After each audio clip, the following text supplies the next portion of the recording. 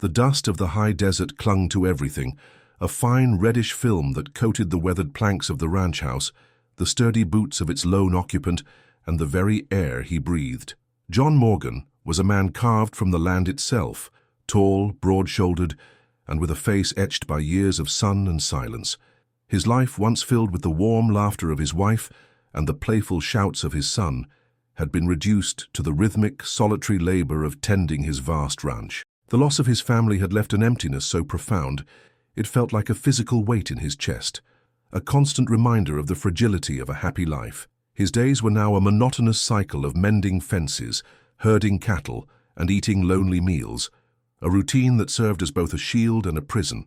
It was on one such ordinary day that the extraordinary happened. John was on horseback, checking a far-flung section of his property, a stretch of rocky terrain dotted with sagebrush and prickly pear cacti. The afternoon sun beat down, and the only sound was the lowing of his cattle and the soft thud of his horse's hooves. Suddenly, a flash of something out of place caught his eye. Lying in the shadow of a large rock formation was a still, hunched figure. His initial thought was a runaway calf, but as he drew closer, a cold knot of dread tightened in his gut. The figure was unmistakably human, a young woman wrapped in a coarse, dirty blanket, her body curled in a defensive posture. What was most jarring was the sack pulled tightly over her head, fastened with a leather cord at her neck. It was a brutal, anonymous gesture, designed to conceal and dehumanize. He dismounted cautiously, his hand resting on the holster of his Colt Peacemaker, a reflex born of living in a lawless land. He knelt beside her, his movements slow and deliberate. He could see the shallow rise and fall of her chest. She was alive, but barely. A dark stain bloomed on the blanket near her side, and he knew it was blood. He spoke, his voice a low rumble, rusty from disuse. "Hello? Can you hear me?" There was no response, only a faint shiver. He reached out to touch her shoulder, and as his fingers made contact, she recoiled violently, a guttural sound escaping her lips. Don't touch me," she rasped, her voice a thin, raw thread. "Please, just leave me here." He ignored her plea. His mind flashed back to the day he found his son's small, still body after a riding accident. He had felt so helpless then, a feeling he swore he would never experience again. He had to help her. "I'm not going to hurt you. I'm taking you to my ranch. You're hurt bad." "No," she insisted, a desperate urgency in her tone. "You don't understand. You'll regret seeing me." The words were a ghost of a whisper, filled with a strange mix of threat and despair. "Just leave me." John froze for a moment, the unusual warning hanging in the air. Who was this girl? Why was she hidden this way? And what dark secret lay beneath that sack? But the sight of her trembling, frail body overruled his questions. He couldn't leave her to die. He gently scooped her up, his powerful arms supporting her weight as if she were a child. She was lighter than he expected, a testament to her suffering. He carried her to his horse, a sturdy bay gelding named Rusty, and carefully positioned her in front of him in the saddle. She didn't struggle, her body limp with exhaustion and pain. As they rode back, the sun began to dip below the horizon, painting the sky in fiery streaks of orange and purple. The girl was silent, her breathing shallow against his chest. John's mind raced with possibilities. Was she a victim of an outlaw gang? Or was she fleeing something even more sinister? He thought of the warning she'd given him. "You'll regret seeing me." The words played over and over in his mind, a riddle he was determined to solve. He didn't know it then, but saving her would open a Pandora's box of trouble, pulling him out of his self-imposed isolation and into a conflict far bigger than anything he had ever faced. For the first time in a long time, he felt something other than grief, a flicker of purpose, a renewed sense of life's unpredictable and perilous nature. He was no longer just surviving. He was about to start living again, whether he wanted to or not. The ride back to the ranch was agonizingly slow. The girl, her body tense with a mixture of pain and fear, shivered despite the afternoon heat. John kept his pace steady, avoiding the rougher patches of the trail. The silence was broken only by the creak of the saddle leather and the gentle snorting of his horse.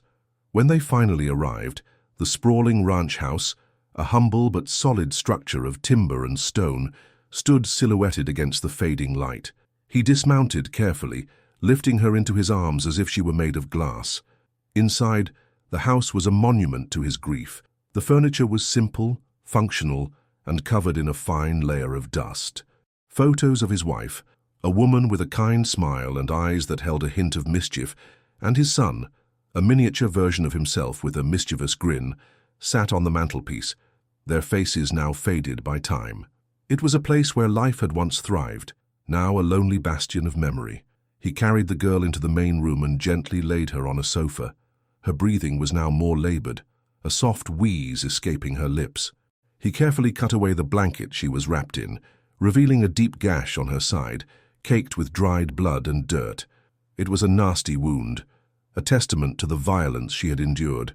He went to the kitchen and returned with a basin of water, a clean cloth and a small tin of salve he kept for himself and the ranch hands. "I'm going to take this sack off," he said, his voice low and reassuring. "You need to breathe properly, and I need to see if you have any other injuries." Her only response was a slight tremor. He knelt beside the sofa, and with a gentle, steady hand reached for the knot at her neck. It was pulled tight, and he had to work at it for a moment before it loosened. As he pulled the cord free, he could feel her tense, her body bracing for an unknown revelation. He lifted the coarse burlap sack from her head. The moment it came away, he froze. His breath hitched in his throat, and the basin of water slipped from his hand, splashing onto the floor. The sound echoed in the sudden, profound silence of the room. He stared at her, his mind struggling to process what he was seeing. The girl wasn't a girl at all. She was a woman, no older than 20, with a face that was both beautiful and marred by hardship. But that wasn't what had shocked him. Beneath the dirt and the dried blood, her features were eerily familiar. Her high cheekbones, her strong jawline, the shape of her mouth, they were the spitting image of his late wife, Sarah. The resemblance was so striking, so unnerving, that for a wild moment he wondered if he was seeing a ghost, a trick of the mind brought on by years of loneliness and grief. Her eyes fluttered open, dark pools of exhaustion and pain. She looked at him, and for the first time he saw her true vulnerability. The defiant threat she had whispered earlier was gone, replaced by a weary resignation. "Who are you?" he asked, his voice barely a whisper. I don't know," she rasped, a look of confusion clouding her face. I can't remember." The revelation hit him with the force of a physical blow. Amnesia. It explained the confusion, the fear, and the bizarre warning. She wasn't threatening him. She was warning him of the danger she herself represented, a danger she couldn't even name. She was a blank slate, a person without a past, dropped into his life like a mysterious stone from a far-off land. He took a moment to compose himself, pushing down the unsettling feeling of seeing his wife's face on a stranger. He had to be practical, to focus on the immediate task at hand, caring for her. He retrieved the basin, cleaned up the spilled water, and knelt beside her again. "My name is John Morgan," he said, his voice steadier this time. "This is my ranch. I'm going to take care of you. We'll figure things out, but first, you need to heal." She looked at him, her eyes searching his face, as if trying to find something familiar in his kind but weathered features. A single tear escaped the corner of her eye, tracing a clean path down her dirt-streaked cheek. It was a tear of release, of surrender. She had been found, she had been saved, and now she was in the care of a man who, despite his own pain, had chosen to reach out and help. John, for his part, was a man lost in a sea of questions, the most pressing of which was, who was this woman who looked so much like his dead wife, and what hell had she just escaped from? The answer, he knew, would likely be more dangerous than the silence he had so carefully built around himself. The following days were a study in quiet, patient care. John, a man of action rather than words, threw himself into the task of nursing the mysterious woman back to health. He cleaned her wound with careful, practiced hands, changed the bandages, and made sure she drank plenty of water and ate the simple meals he prepared. He wasn't a doctor, but his years of tending to injured livestock and the occasional ranch hand had given him a practical, no-nonsense approach to medicine. She remained on the sofa, her body slowly regaining its strength, but her mind remained a locked vault. She couldn't remember her name, where she came from, or how she had ended up on his land. When he asked her about the gash on her side, she simply shook her head, a flicker of fear in her eyes. The trauma had erected a wall in her mind, a barrier protecting her from a past too painful to confront. He didn't press her. He had learned from his own grief that some wounds need time to heal, and some memories are better left undisturbed until the mind is strong enough to face them.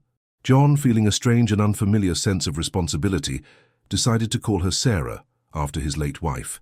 The name felt right, a small comfort in the chaos of their shared situation. She accepted it without protest, as if a name were a minor detail in her new, bewildering reality.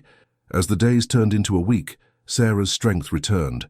The pallor left her skin, replaced by a healthy, sun-kissed glow.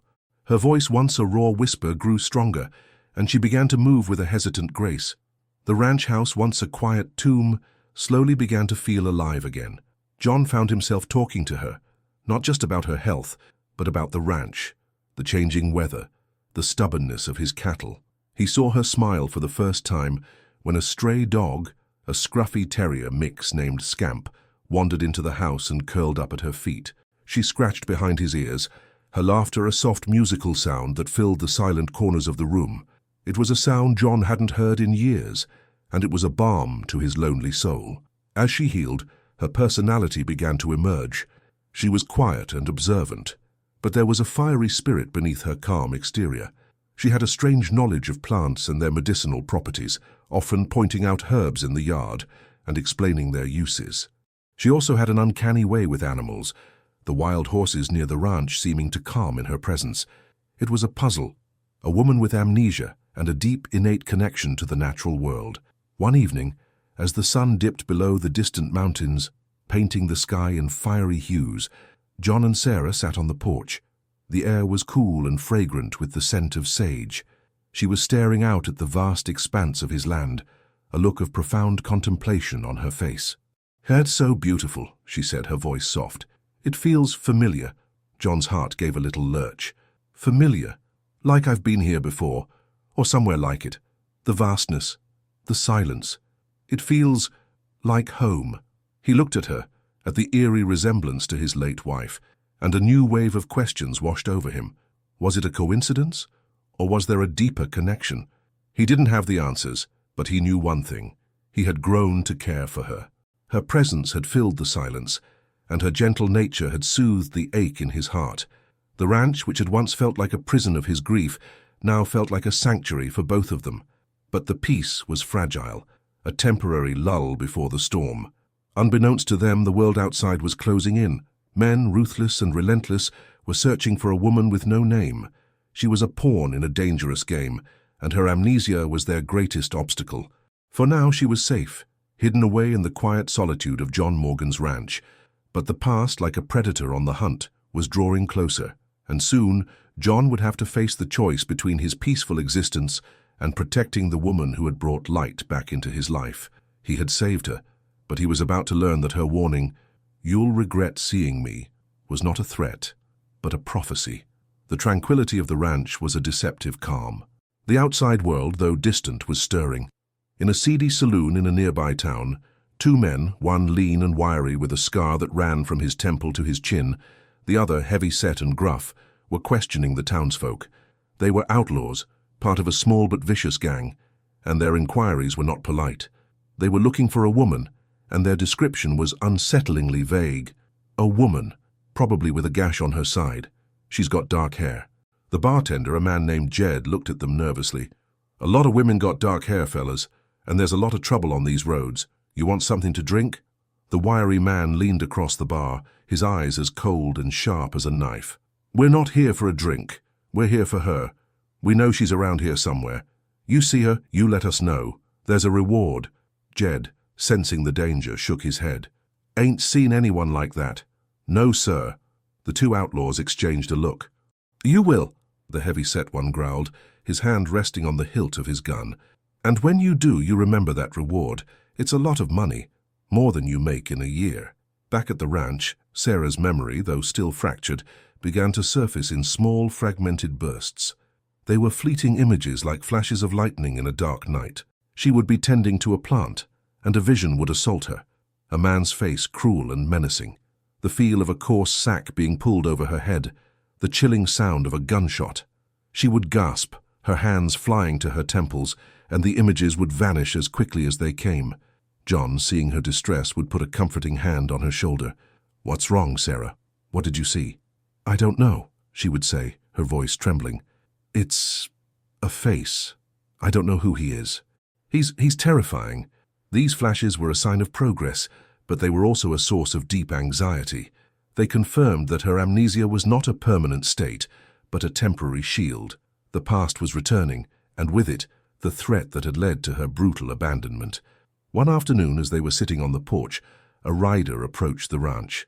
It was an old friend of John's, a grizzled prospector named Sam. Sam was a font of local news and gossip, and his arrival was a welcome break from the quiet isolation. After a few pleasantries, Sam noticed Sarah. "Well, John, who's this pretty lady? Didn't know you had company." "This is Sarah," John said, a protective note in his voice. "She's a friend. She's staying with me for a while." Sam, ever the observer, noticed the way John looked at her, a spark of something he hadn't seen in years. He also noticed the faint pale scar peeking from beneath her sleeve. He didn't say anything, but his mind connected the dots. The two strangers in town, the inquiries about a woman with a gash, the reward. Later, as he was leaving, Sam pulled John aside. "John," he said, his voice low, "I was in town a few days ago. There were some rough characters asking about a girl. Young, dark hair, gash on her side." John's heart hammered against his ribs. He had been so focused on protecting her, he hadn't considered the possibility that the men who had hurt her were still looking for her. "Who were they?" "Outlaws," Sam said, his face grim. "Known associates of a real bad piece of work. A man named Silas. He's a rich rancher from the next county over, but he's got a mean streak a mile wide. He's been trying to buy up all the land in the region, and he doesn't take no for an answer."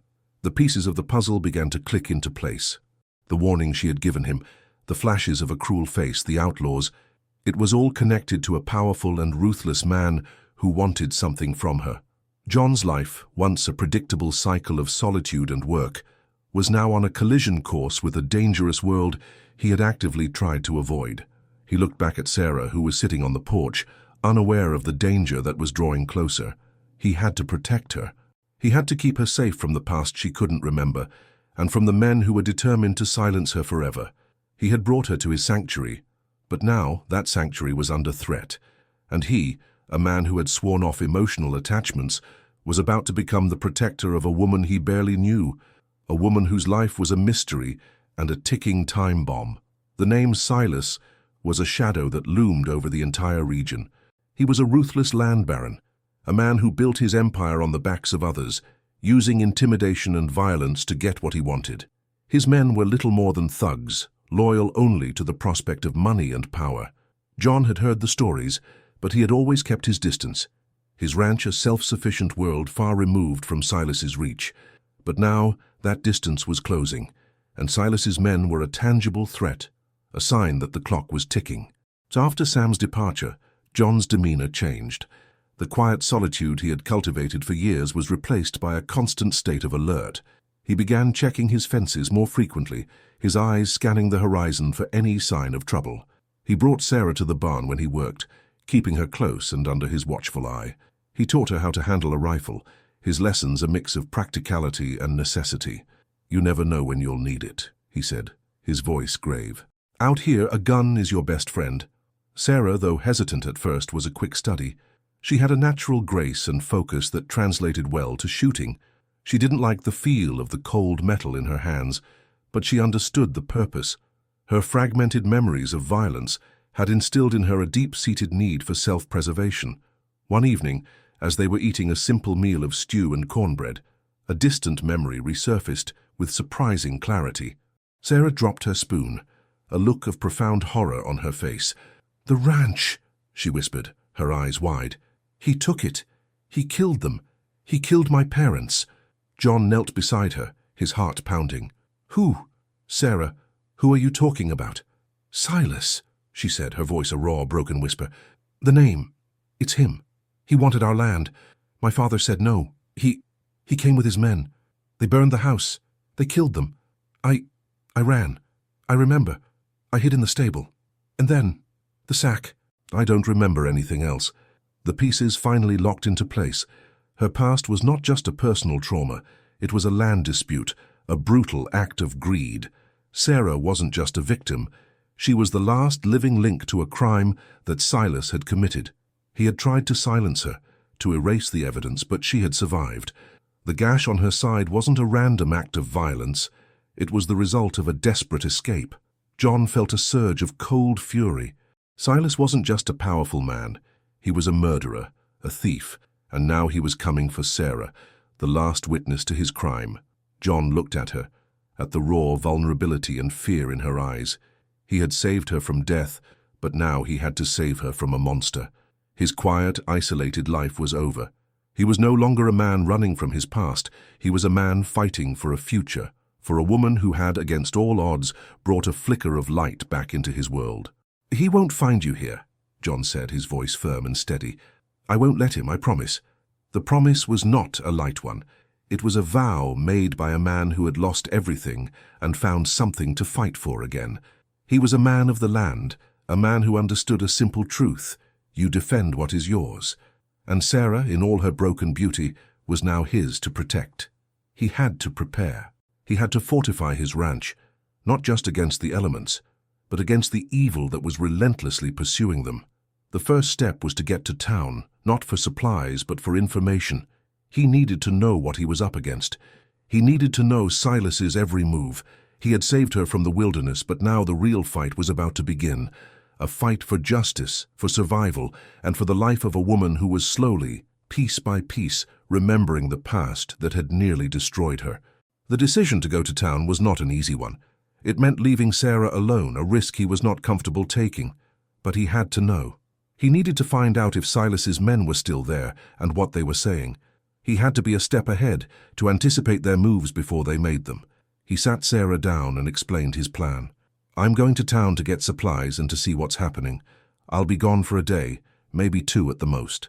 I need you to stay in the house. Lock the doors. Don't let anyone in. If anyone comes, you don't answer.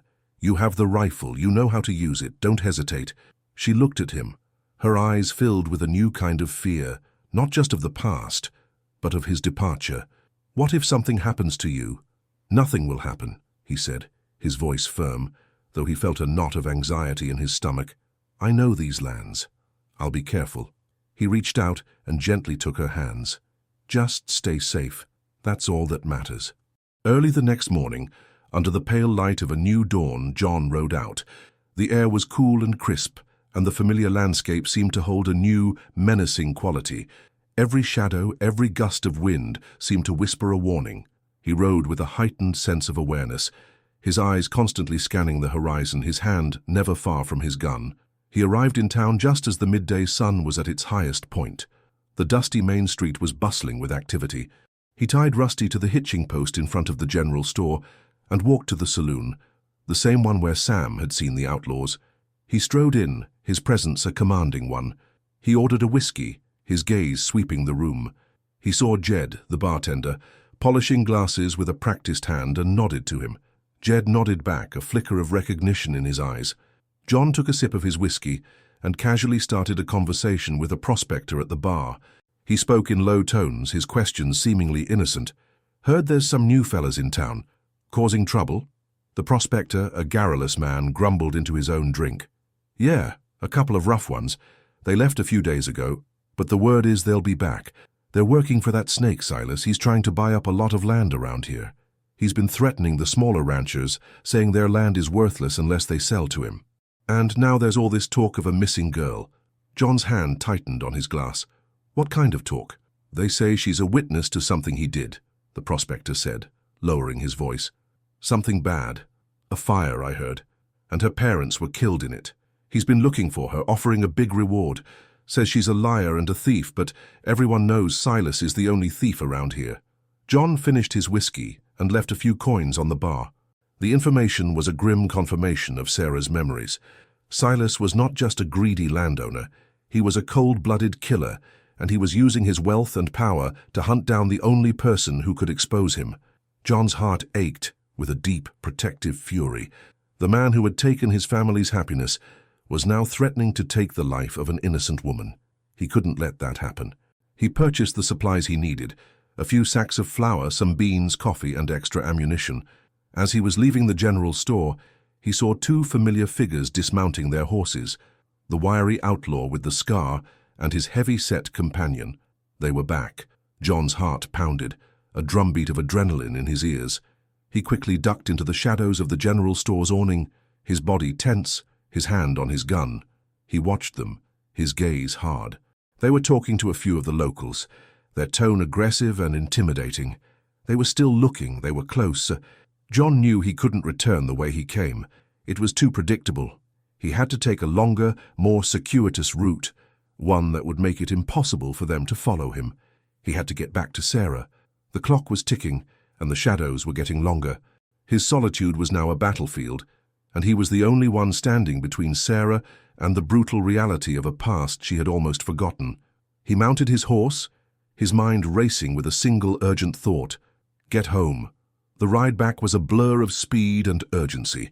John pushed his horse to its limits, taking a less traveled, more treacherous path through the canyons and across the dusty plains. He had to assume the outlaws had seen him, that they had recognized him as the sole occupant of the ranch. He was a simple man, a rancher, but now he was a target, and so was Sarah. He arrived at the ranch under the veil of twilight, the last vestiges of daylight clinging to the horizon. The house was a dark silhouette against the fading sky. He dismounted quietly, his senses on high alert. He saw no signs of a struggle, no broken fences or disturbed dust. He walked to the front door, his hand on his gun, his heart in his throat. He knocked softly, a prearranged signal. "Sarah, it's me." The door opened a crack, and he saw her face, pale and streaked with tears. She threw her arms around him, her body trembling with relief. "I was so scared," she whispered, her voice muffled against his chest. "I thought you weren't coming back." He held her for a moment, the feel of her warm body a balm to his raw nerves.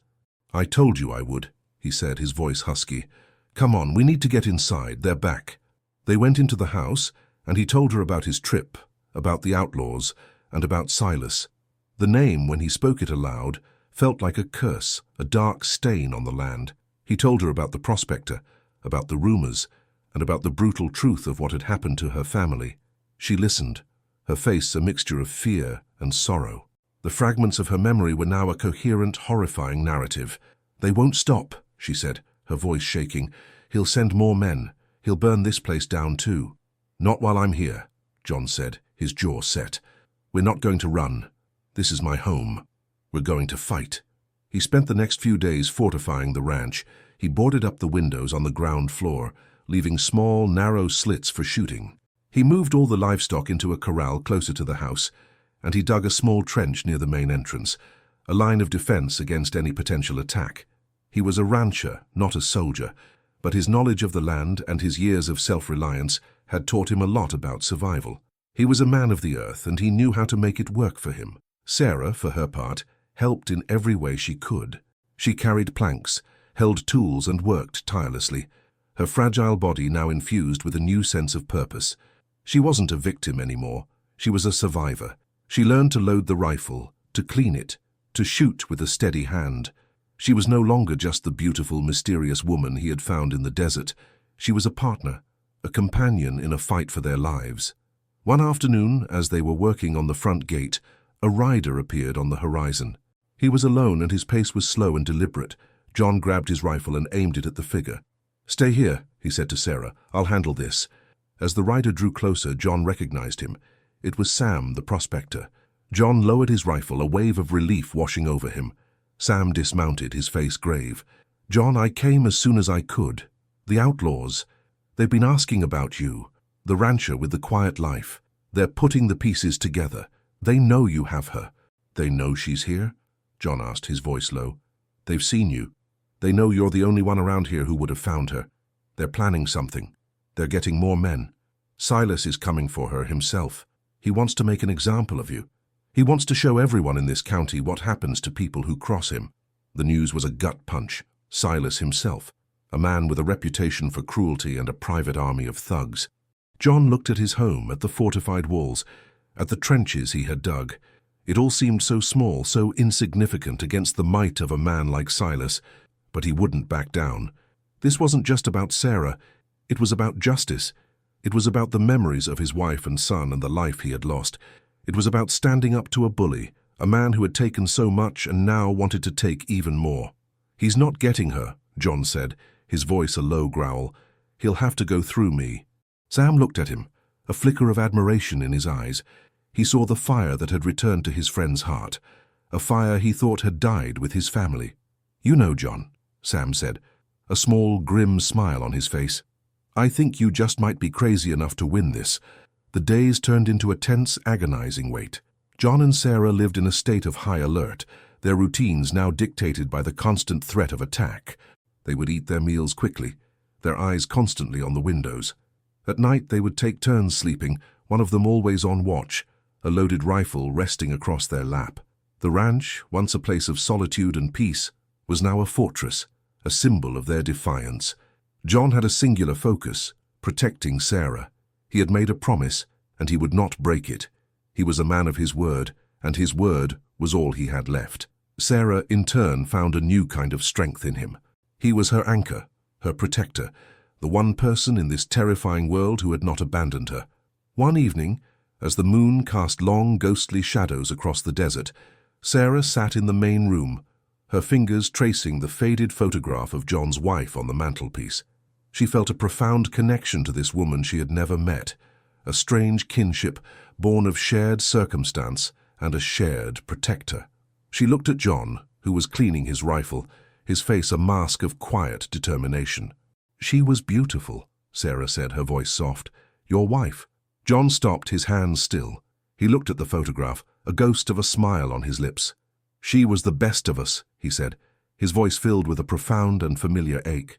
"Her name was Sarah, too. It's why I called you that." Sarah's heart clenched. She hadn't known. It was an act of profound kindness, a gesture of a man who had given her a name and a place in his life, even while mourning the loss of his own. "Thank you," she said, her voice a whisper. "It means a lot." Their conversation was a small, fragile bridge across the chasm of their respective pasts. He told her about his wife, their life together, their son. He spoke of the simple joys, the quiet moments of happiness that had filled his life. He hadn't spoken of them in years, not since the day they died, but with Sarah the words flowed freely, as if she were a long-lost confidant. She listened, her eyes filled with a deep, empathetic understanding.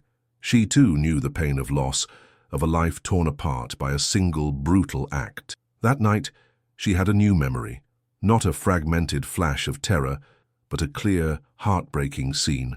She saw her father, a kind, hard-working man standing in front of Silas, his body defiant, his face resolute. "You can't have it, Silas," he said, his voice firm. "This land is ours. It's all we have." And she saw Silas's face, contorted with rage, his hand reaching for his gun. She saw the flash of the muzzle, the sound of the shot, and the horror in her mother's eyes. It was all there, a raw, unvarnished truth. She woke with a gasp, her body drenched in sweat. John was immediately at her side. "What's wrong? Did you see something?" "I remember it all," she said, her voice trembling.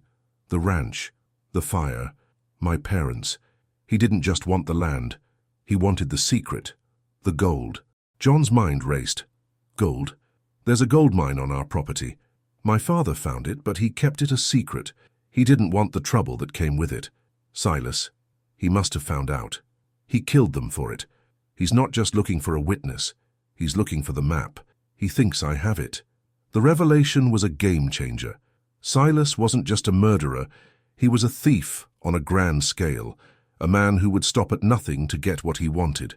The ranch was now more than just a place of refuge. It was the final destination in a hunt for a fortune. John looked at Sarah, at the burden of this knowledge she carried. The amnesia had been a blessing in disguise, a temporary shield from a terrifying truth. Now that truth was out, and it had a price that Silas was willing to kill for. "I don't have a map," she said, her voice filled with despair.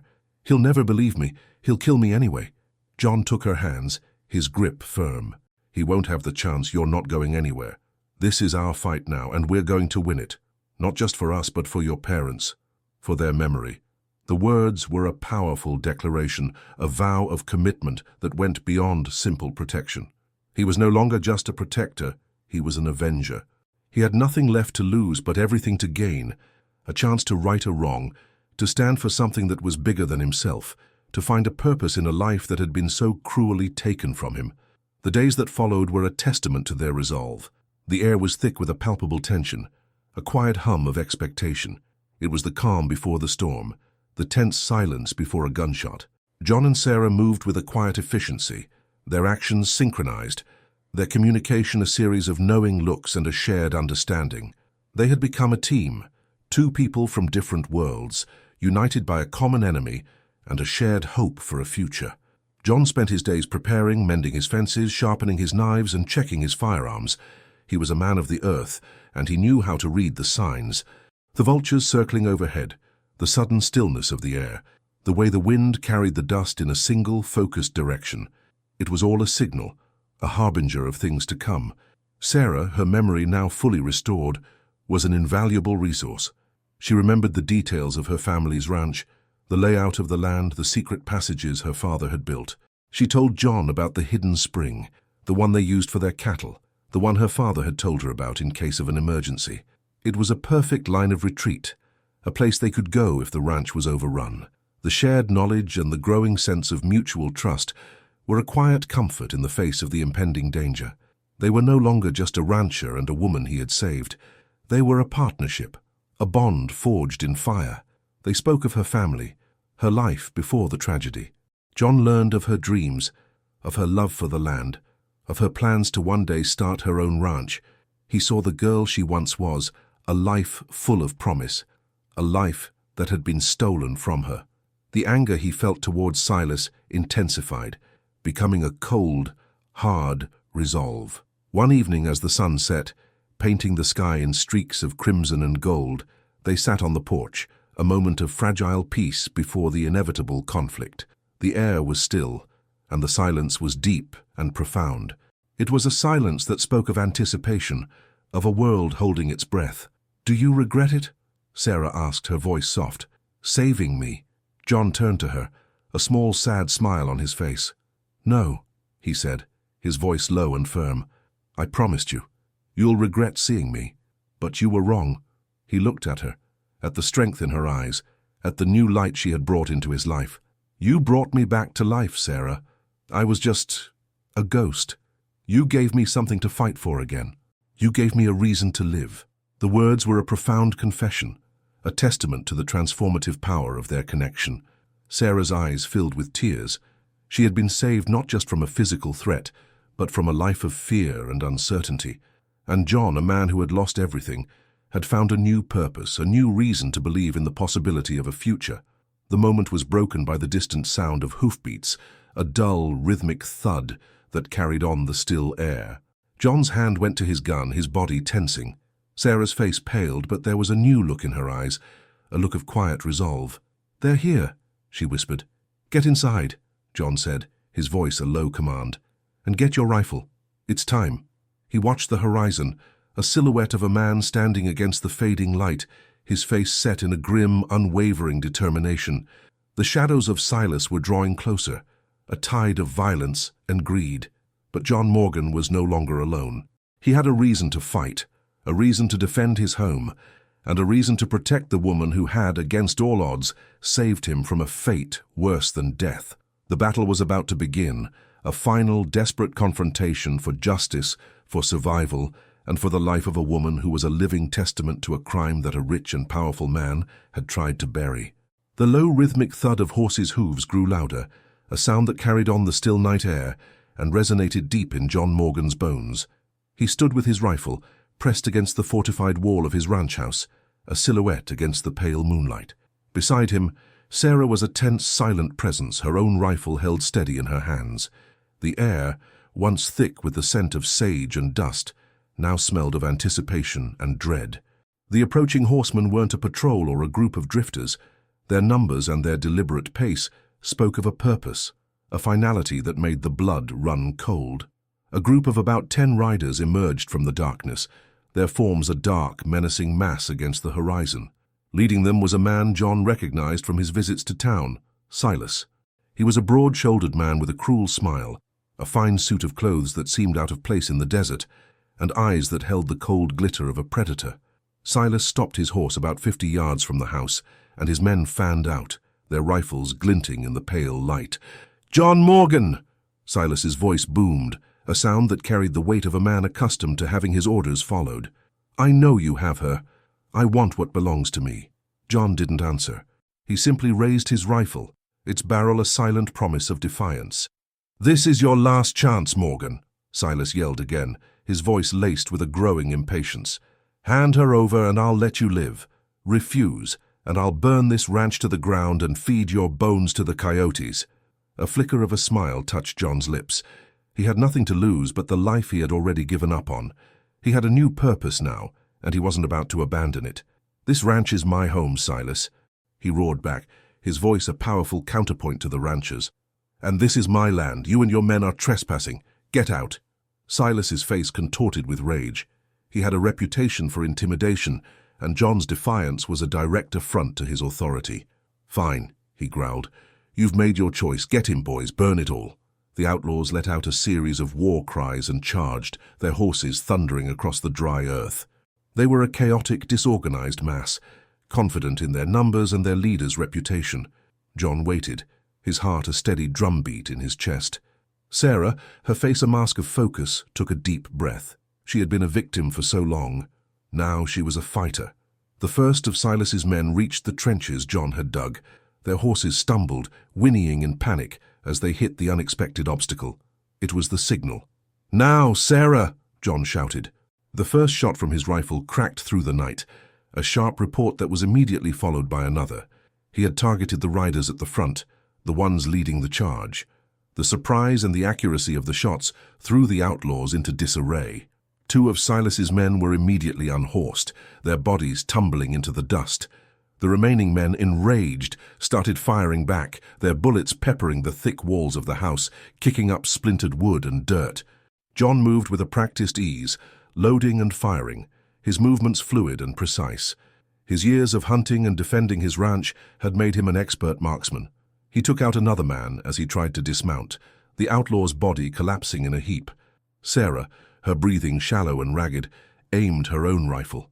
She remembered John's lessons, the steadying of the breath, the gentle pull of the trigger. She focused on a man who was dismounting behind a large rock. She fired, the bullet striking the rock with a sharp clack. The man's head jerked back and he fell, a clean shot.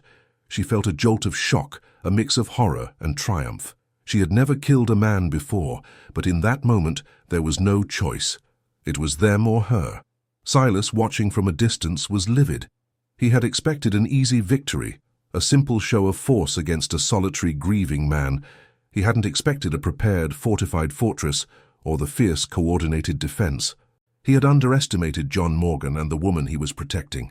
"Spread out," he bellowed, his voice hoarse with rage. "Circle the house. Don't let them get away."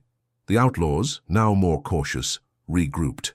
They dismounted and started to surround the house, using the darkness and the terrain for cover. John knew this was the real fight. They were no longer a disorganized mob. They were a well-trained, ruthless force. John and Sarah were trapped, a two-person army against a horde of cold-blooded killers. "They're circling," John whispered to Sarah, his eyes scanning the darkness. "We can't hold them all. We have to think. We can't let them get in. Stay low." A few more shots rang out and a bullet shattered one of the glass panes of the windows they hadn't boarded up. John's heart pounded with a new kind of fear, the fear of losing Sarah. He had brought her here for safety, and now his home was a death trap. "The back door," he said, his voice low. "We need to get out of here. We can't fight them head-on, not all of them." The first wave of attack was over, a short, violent clash that had left 3 of Silas's men dead. But the main force was still there, and they were about to launch a second, more organized assault. John knew he had to think fast. His life, and more importantly Sarah's life, depended on it. The ranch, once a sanctuary, was now a tomb, and they had to escape it before the final deadly assault began. The promise he had made was about to be tested to its very limit. Silas, a man unaccustomed to defeat, watched from a distance as his men regrouped. He was furious. A simple rancher and a slip of a girl had bested his best men in the first assault. He had to change tactics. His men were ruthless, but John was a survivor, and the girl, a ghost of a witness, was more than she appeared. "Get some torches, burn the damn thing down," he roared, pointing at the barn. "Force them out, we'll smoke them like badgers." John, peering through a slit in the window, saw the telltale flicker of fire. He knew the ranch was a lost cause. His home was nothing more than a pile of wood and memories, but Sarah was alive, and that was all that mattered. He remembered the plan they had formulated, a desperate final resort. "Sarah," he said, his voice low and urgent, "we're going to the spring. Now." They moved to the back of the house, the part that was a blind spot for Silas's men.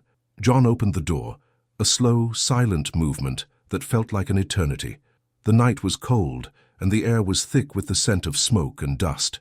They slipped out, moving in a crouch, staying low and using the shadows of the outbuildings for cover. The barn was a raging inferno now, a beacon of fire in the dark, and the outlaws were shouting, their attention focused on the blaze.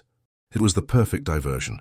John and Sarah sprinted toward the rocky ridge that bordered the back of his property. It was a treacherous path, full of loose rocks and sharp, unforgiving cacti, but it was their only way out. They moved with a silent, desperate grace. John led the way, his years of experience navigating the difficult terrain serving them well. Sarah followed, her mind focused on one thing: getting away. They heard the outlaws' shouts, the crack of their rifles and the thundering of their horses, but the sounds were getting fainter. They had made it. After what felt like an eternity, they reached a narrow opening in the rock face, a small, unassuming crack that was almost invisible in the darkness. "This is it," Sarah whispered, her voice filled with a weary relief. "My father showed me this. There's a small cave inside." They slipped into the narrow opening, and the world outside vanished. The sound of the fire, the shouts of the outlaws, and the pounding of the horses were gone, replaced by a profound, echoing silence. The cave was small but dry, and a small spring trickled from the rock face, a whisper of water in the absolute quiet. They sat in the dark, their bodies slumped with exhaustion, their breathing ragged. They had a small bag of supplies, a few days' worth of jerky and water, and their rifles. They had left everything else behind. Their home, their safe place, was gone, but they were alive. "He'll find us," Sarah said, her voice trembling in the darkness. "He'll know we went this way. He'll search every inch of this land." "Let him," John said, his voice firm. "He can't search 100 square miles for two people who know this land better than he does. We'll find a way out of this." They had a moment of shared exhaustion and grim triumph.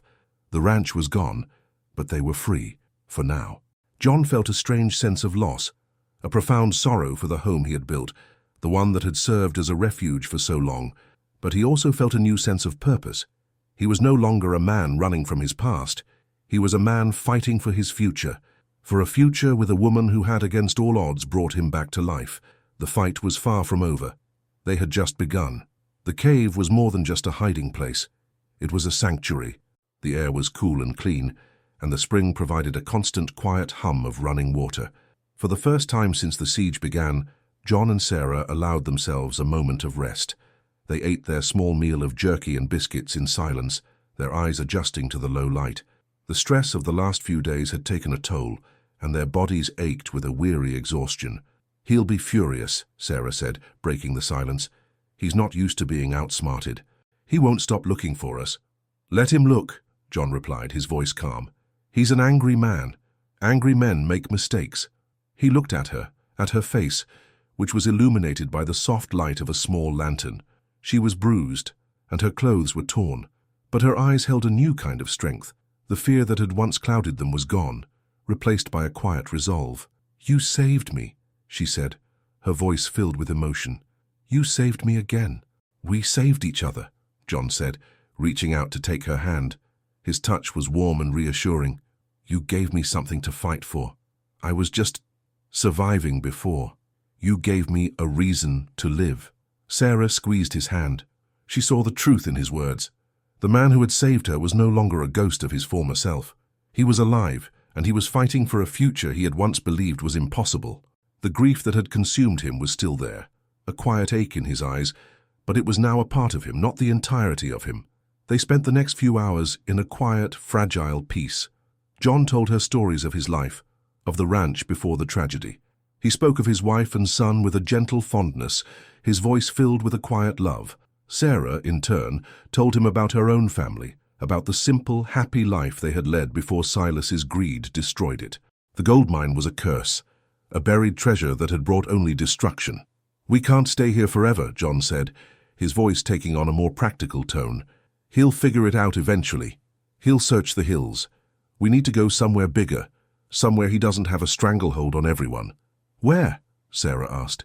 "He's a powerful man, John. His influence is everywhere." "Not everywhere," John said, a flicker of an idea in his eyes. "There's a town a few days' ride from here. It's bigger, a lot more people. The sheriff there is a man I trust, a good man. He won't be in Silas's pocket." The plan was a simple one, but it was fraught with danger. They had to travel through Silas's territory, through miles of unforgiving terrain, and avoid his patrols. It was a long shot, a desperate gamble, but it was their only chance. They couldn't fight an army. They had to outsmart them. "We can do this," John said, his voice firm. "We'll go at night. We'll rest during the day. We'll take a path no one would expect. He's looking for 2 people on the run. We'll be ghosts." They made their preparations, packing their limited supplies and getting ready for the long, perilous journey ahead. The cave, once a sanctuary, was now a temporary haven, a place of rest before a final desperate flight for freedom. They were no longer running from the past. They were running toward a future that was uncertain and fraught with peril, but a future nonetheless. The fight for survival had just begun. The weight of their decision hung in the cool subterranean air of the cave. The plan was audacious, a desperate gamble that hinged on a long journey through hostile territory. But as John explained it, with a stick drawing a crude map in the dirt, it was their only viable option. "We head north, skirting his main patrol routes. We'll hit the river, follow it east for a day or 2, and then cut through the high plains. He'll expect us to head straight for town, but we're taking the long way around." Sarah listened intently, her eyes following the lines he etched in the dirt. Her father had taught her to read the land, to understand the lay of the country, and John's plan was sound. It was risky, but it was their best shot. Silas's men would be scouring the main roads, the direct routes to the nearest towns. They would never expect 2 fugitives to take a detour through a desolate and unforgiving landscape. "The sheriff," Sarah said, her voice low. "You said you trust him." "His name is Sheriff Brody," John confirmed. "He's an honest man. He's old friends with a judge in the next county over. If we can get to him, he can help us. He can get us to the judge, and we can tell them what happened. They can put a stop to Silas." The words, "put a stop to Silas," hung in the air, a beautiful, impossible dream. Silas was a man of immense power and wealth, a man who had the local law in his pocket, and a reputation for ruthlessness. John was a simple rancher, and Sarah, a witness with a history of amnesia, their word against his. But they had the truth on their side, and in the Old West sometimes that was all you had. "What do we need?" Sarah asked, her tone shifting to a practical one. "We need to be light and fast," John said. "We've got our rifles, our pistols, and a little ammunition. We'll have to conserve it. We've got a bit of food and water, but we'll need to ration it. We'll have to find more on the way. Water will be our biggest challenge." Sarah, with her strange, innate knowledge of the desert, spoke of hidden springs and water sources that only the indigenous people and the most seasoned prospectors knew about. She drew her own map in the dirt, showing him secret trails and hidden oases, knowledge passed down from her father. The land that had once been a curse was now a key to their survival. Their planning session went on for hours. They spoke of the best time to travel, the best places to rest, and the best way to avoid being seen. The quiet of the cave was a stark contrast to the violence of their recent past, and their collaborative planning was a powerful symbol of their partnership. They were no longer 2 lone individuals. They were a team, a unit forged in the fire of their shared experience. John looked at Sarah, at the intelligence and determination in her eyes. He had saved a woman, but he had found a partner. He had been a solitary man for so long, a man who believed he would walk the rest of his life alone. But now, he had Sarah, and her presence was a constant reminder that he was not alone in this world. "We leave at dusk," John said, his voice firm and steady. "We'll go north, get some rest. We have a long journey ahead of us." Sarah nodded. The fear was still there, a quiet hum in her veins, but it was overshadowed by a new, fierce determination. She had lost her family, her home, and her memories, but she had found a new reason to fight. She was fighting for her life, for John's life, and for the chance to bring a monster to justice. The plan was a long shot, but it was their only shot, and they were going to take it. The future was not promised, but it was theirs to fight for. The journey began under the veil of a moonless night. John and Sarah moved like shadows, their footsteps a soft whisper on the dry earth. The desert, a place of quiet beauty by day, was a dark and unforgiving landscape by night. Every rustle of a sagebrush, every hoot of an owl, and every gust of wind seemed to hold the promise of a hidden danger.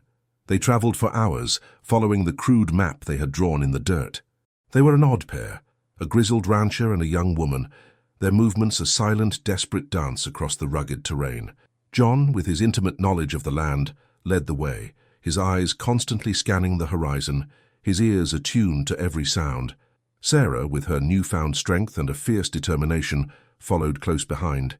They rested during the day, finding shelter in small rock formations, their bodies exhausted, their minds on high alert. The sun beat down, a relentless, unforgiving force. They rationed their water, taking small, precious sips, their throats parched and dry. The food was scarce, and their bodies were protesting the lack of nourishment, but they pushed on. The journey was a constant test of their resilience. They had to cross a wide, rocky canyon, a perilous descent into a chasm of jagged rocks and sharp cliffs. John, with his steady hands and his calm demeanor, helped Sarah across, his movements a series of patient, deliberate acts. She, in turn, used her knowledge of the medicinal plants to make a salve for his hands, which were bruised and raw from the climb. One afternoon, as they were resting, they heard the distant sound of horses' hooves. It was a faint sound, almost imperceptible, but it was enough to send a jolt of adrenaline through their bodies. They pressed themselves against the cool rock face, their bodies tense, their eyes scanning the horizon. The sound grew louder, and then they saw them, two of Silas's men on patrol, their horses kicking up clouds of dust. They were close, too close for comfort. John and Sarah held their breath, their bodies perfectly still, their hearts pounding in their chests. The outlaws rode past, their conversation a low, unintelligible murmur, and then they were gone, the sound of their hoofbeats fading into the distance. It was a close call, a terrifying reminder of the constant danger they were in. They continued their journey, their movements even more cautious now. The close call had sharpened their senses, and they were even more vigilant. They spoke in whispers, their conversations a series of low, urgent exchanges. They were no longer just two people on the run. They were a unit, a small, desperate team fighting for their lives. The journey was a test of their endurance, but it was also a testament to their growing bond. The quiet moments, the shared looks, the simple acts of kindness were a powerful contrast to the danger that surrounded them. John, a man who had lived in isolation for so long, had found a companion, a partner, and a reason to fight. Sarah, a woman who had lost everything, had found a protector and a purpose.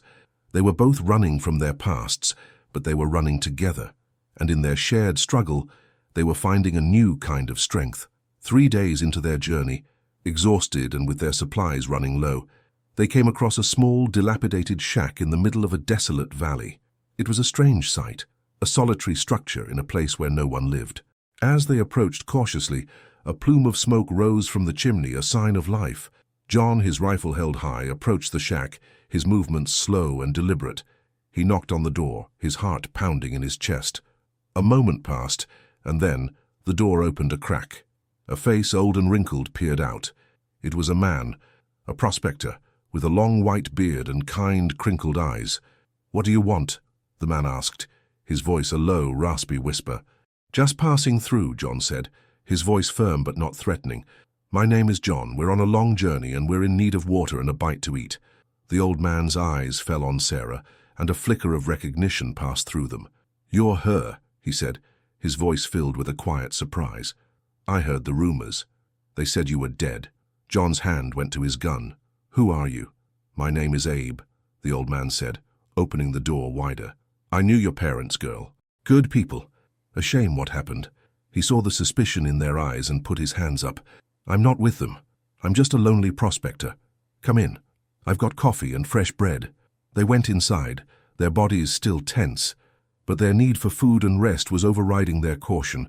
The shack was small and cluttered, filled with mining tools, rocks, and maps. Abe poured them each a cup of coffee and handed them a piece of freshly baked bread. The simple meal was a luxury they had not experienced in days. As they ate, Abe spoke of the rumors he had heard. The story of a ruthless man named Silas, of a family murdered for their land, and of a girl who had disappeared. He had heard about the rancher, a man who had stood up to Silas's men. "You're a brave man, John Morgan," he said, his eyes filled with a quiet admiration. "Not many people would have done what you did." He told them about Silas, his reputation for cruelty, and his ruthless pursuit of power. He also told them about the gold mine, a rumor that had been circulating among the prospectors for years. "The old man, your father," he said, looking at Sarah. "He never told anyone about it. He was a good man. He knew the trouble that came with gold." Abe, it turned out, was more than just a prospector. He was an old friend of Sarah's father, a man who had been a witness to the simple, happy life the family had lived. He was a source of information, a link to a past that Sarah had only fragments of. He told her stories of her father's kindness, of her mother's generosity, and of the peaceful, quiet life they had led. "You need to be careful," Abe said, his voice low and serious. "Silas has eyes everywhere. He's a powerful man, and he'll stop at nothing to get what he wants. He's probably got men on every road looking for you. He knows you're his only living witness. He'll kill you before he lets you talk." Abe gave them a new supply of water, some dried meat, and a map with a new route marked on it, a route that would take them through a series of abandoned mining trails, a route that Silas's men would never think to look for. It was a small act of kindness, a desperate lifeline in a world of violence and greed. As they left a few hours later, their bodies rested and their spirits renewed, John looked at the old man. "Thank you," he said, his voice filled with a deep sincerity. "We won't forget this." "You already have," Abe said, his eyes crinkling. "You're fighting for what's right. That's all that matters." They left the shack, their journey renewed, their hearts filled with a new kind of hope. They had found an unlikely ally, a quiet voice of reason in a loud and violent world. They were no longer alone, and the knowledge of that was a powerful and comforting thing. The new route, a series of old abandoned mining trails, was a godsend. It was a treacherous path, full of steep inclines and rocky descents, but it was also a quiet and lonely one. They traveled for 2 more days, their pace steady, their vigilance unwavering. The hope that Abe had given them was a small, fragile flame in the dark, and they clung to it with a fierce desperation. They were in a narrow canyon, a place where the walls of the rocks rose high above them, their surfaces a patchwork of red and brown. The air was cool and still, and the only sound was the soft scraping of their boots on the gravel. It was a beautiful and desolate place, a place that felt 1,000,000 miles away from the violence of Silas and his men, but it was in this place that their luck ran out. A gunshot cracked through the air, the sound echoing off the canyon walls with a deafening roar. John pushed Sarah to the ground, his body a shield over hers. "Down, get down," he yelled. Another shot and a bullet ricocheted off the rock face above their heads, the sound a high-pitched whine. They were caught in an ambush. They were in a trap. Figures emerged from the shadows, their rifles held high. They were Silas's men, a small but lethal group. John drew his pistol, his heart pounding in his chest. "Run, Sarah!" he yelled. "Go!" She didn't hesitate. She scrambled to her feet and ran, her body a blur of motion, her mind focused on one thing, getting away. John provided a cover fire, his shots aimed at the figures, his mind racing. They had been too confident, too secure in their new route. Silas had anticipated their move. He had set a trap and they had walked right into it. The outlaws were a small group, but they were well armed and they had the advantage of surprise. They moved with a cold, ruthless efficiency, their movements a well-rehearsed dance of violence. John fired back, his shots aimed at the figures in the shadows, his mind focused on a single thought. He had to give Sarah enough time to get away. He took out 2 of the men, their bodies collapsing in a heap, their guns falling to the ground. But there were more, and they were moving in, their footsteps a soft, menacing shuffle on the gravel. John turned, his eyes scanning the narrow canyon, and saw the source of their demise, a series of tripwires connected to a pile of rocks at the canyon's entrance. They were not meant to kill them, but to trap them, to make them easy targets. A man, one of the 2 outlaws who had been in town, the heavy-set one, moved to the side, his gun held high. John fired, but the man ducked behind a rock, his shot going wide. John's heart pounded, a drumbeat of fear and adrenaline. He was surrounded. He was alone. He heard a voice, a low, menacing growl. "He's all yours, boys, but get the girl first. Boss wants her alive." John's mind raced. He had to get out. He had to lead them away from Sarah. He fired another shot, and another, his body a blur of motion, his shots a desperate prayer in the darkness. He was out of options, and the walls of the canyon were closing in. The only thing left to do was to make a final stand, to fight for the woman he had sworn to protect, to buy her enough time to get away. The ambush was a brutal, chaotic blur. John fought with a fierce, desperate courage, his body a blur of motion, his shots a desperate prayer in the darkness. He had taken out 3 of the outlaws, but there were still more, and they were moving in, their guns held high. "He's going down, boys!"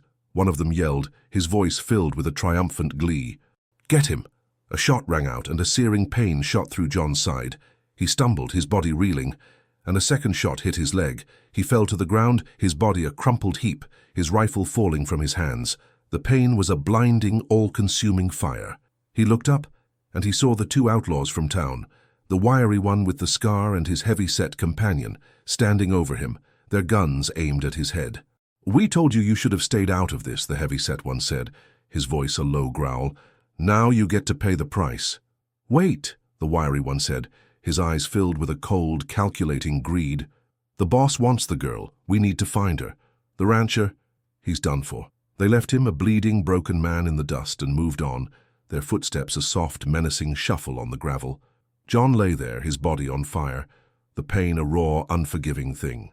He heard the sound of their voices, the distant shouts, the fading sound of their footsteps. He was alone. He struggled to get up, his body a dead weight, but the pain was too much. He was losing blood, and his vision was starting to blur. He was a simple rancher, a man who had lived his life in a quiet, peaceful solitude. He had fought a good fight, but he had lost. A figure emerged from the shadows. He saw her face, her eyes filled with a terrible, heartbreaking fear. "Sarah," he whispered, his voice a raw, broken sound. She was beside him in an instant, her hands on his body, her face pale with shock. "John! Oh my God, John!" she said, her voice filled with a desperate, heartbreaking sorrow. "Go!" he rasped, his voice a low, urgent command. "Go now. They'll be back." "No," she said, her voice firm. "I'm not leaving you. Not now. Not ever." She ripped a piece of her dress and pressed it against his wound, her hands surprisingly steady. She was a woman who had been a victim for so long, a woman who had lost everything, but in this moment she was a survivor. She was a fighter. She helped him to his feet, her small body a source of strength, and led him to a small, hidden cave, a place where they could rest, a place where she could tend to his wounds. She used her knowledge of the land, of the medicinal plants she had learned about from her father, to treat his wounds. She used a needle and a thread to stitch up the gash in his side, her hands surprisingly steady, her face a mask of concentration. The pain was a raw, searing thing, but he didn't make a sound. He simply watched her, his eyes filled with a new kind of love. She was no longer just a woman he had saved. She was his caretaker, his protector, his partner. "You're going to be okay," she whispered, her voice filled with a fierce determination. "You have to be. We have to finish this." He had saved her life, but now she was saving his. He had brought her to his sanctuary, a place of peace, and she had returned the favor. The roles had been reversed, and in their shared struggle they were finding a new kind of strength, a new kind of bond. John's fever was raging. His body was a furnace, and his breathing was shallow and ragged. Sarah sat beside him, her hands on his forehead, her heart a heavy, aching thing in her chest. She had done everything she could. She had cleaned his wounds, stitched them up, and applied a paste made of local herbs. But it wasn't enough. He was getting sicker, and he was losing blood. He needed a real doctor, a real hospital. He needed help. She looked at his face, at the familiar lines of a man who had lived a life of quiet solitude, at the tired eyes of a man who had given his life for a stranger. He was more than a stranger now.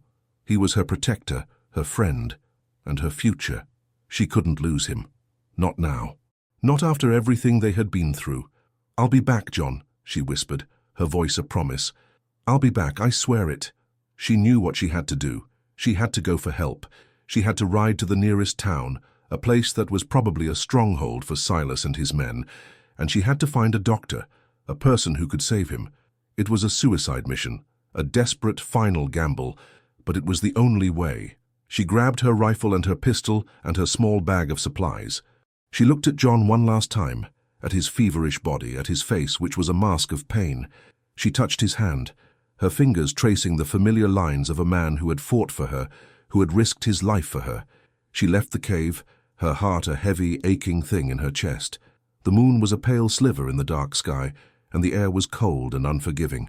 She mounted her horse, a weary, tired animal that was their only mode of transportation, and she rode off into the night. She was alone, a small, fragile figure against the vast, unforgiving landscape. She was a woman who had lost everything, but she was fighting for the one thing she had left, the man who had saved her life.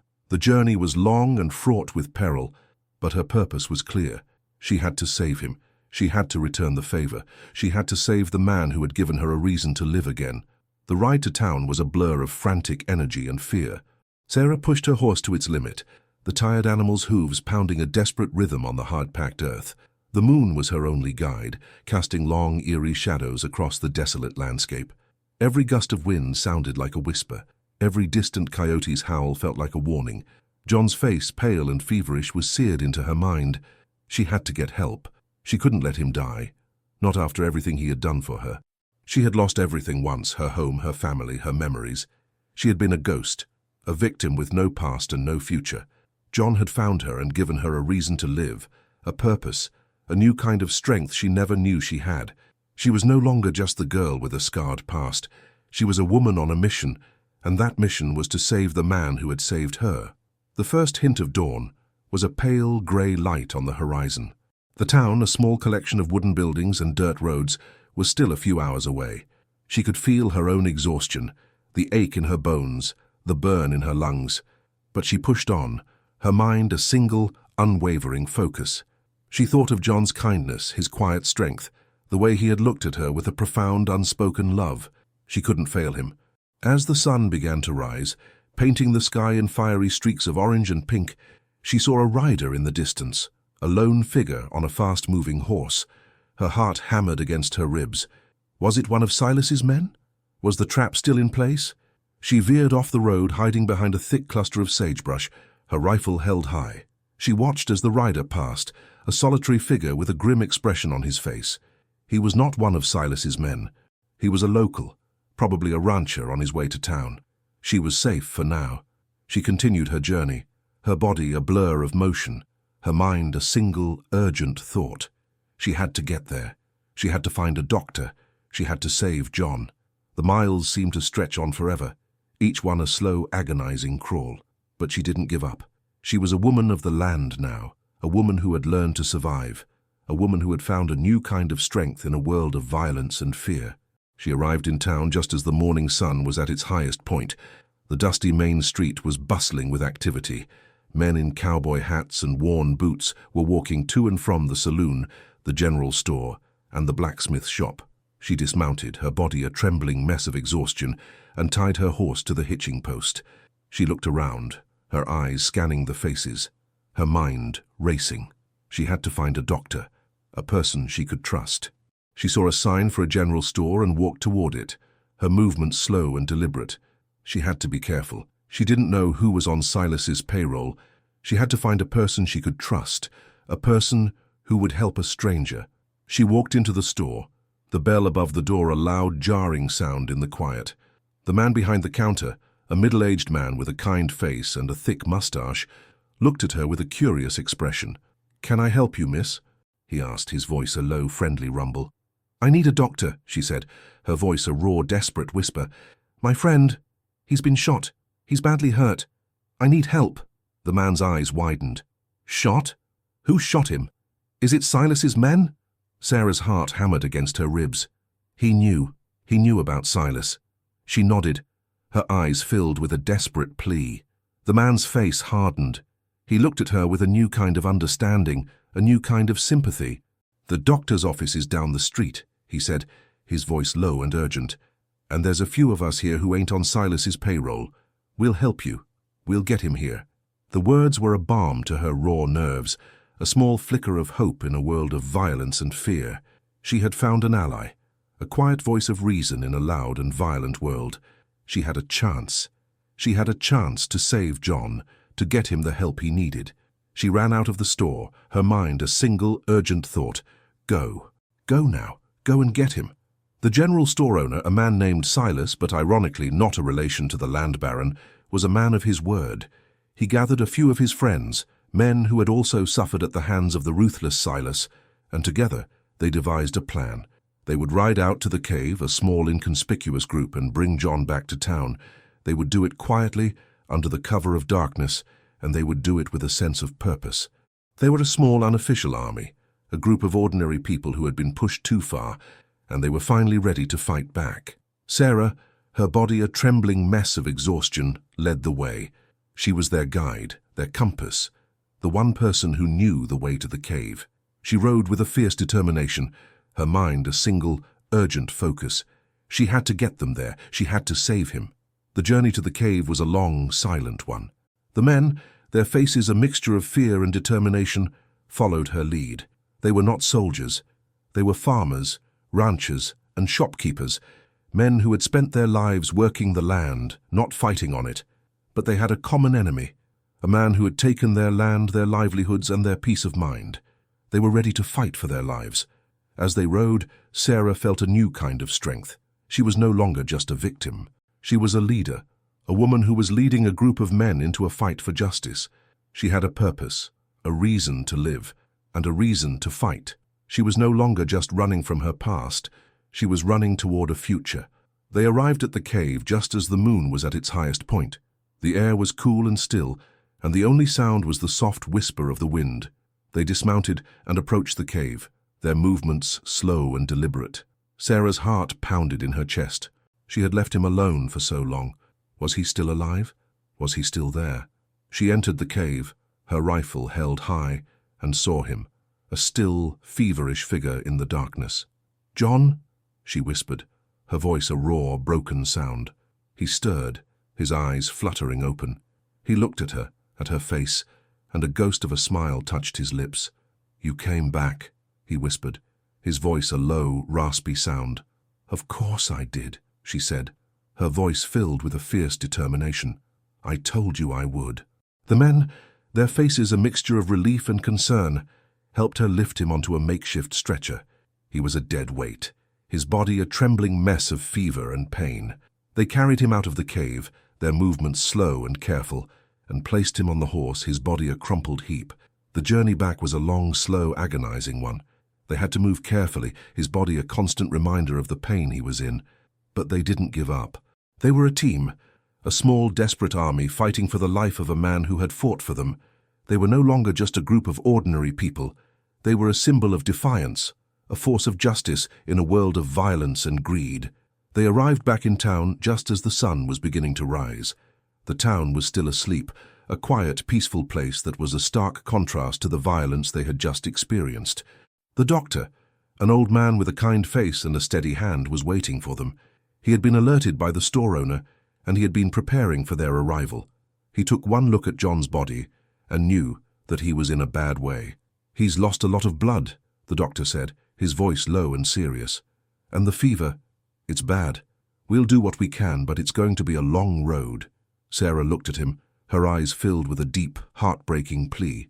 "You have to save him," she said, her voice a raw, broken whisper. "He saved me. He saved my life." The doctor looked at her, at the strength in her eyes, at the love in her voice, and he nodded. "We'll do our best," he said. "We'll do our best." The news of John Morgan's return and his near-death condition spread through the small town like wildfire. Whispers filled the saloons and general stores, tales of a brutal ambush and a young woman's desperate plea for help. The town, once resigned to Silas's dominance, began to stir with a newfound sense of defiance. The rancher, a quiet, solitary man, had become a symbol of resistance, and the girl, the ghost who was supposed to be dead, was now a living testament to Silas's cruelty. Sarah spent her days in the doctor's office, a small, humble room filled with the smell of antiseptic and sickness. She sat beside John's bed, her hand in his, her heart a heavy, aching thing in her chest. His fever was still raging, his body a trembling mess of pain. The doctor, a kind old man with a steady hand, worked tirelessly, changing his bandages, administering medicine, and doing everything he could to keep him alive. The doctor, a man named Brody, had a son who was a sheriff in a nearby town. He had sent a telegram, a desperate plea for help, a plea for a man who could stand up to Silas. He knew that the rancher and the girl were not just victims, they were a key to bringing Silas down. They were the only living witnesses to his crimes.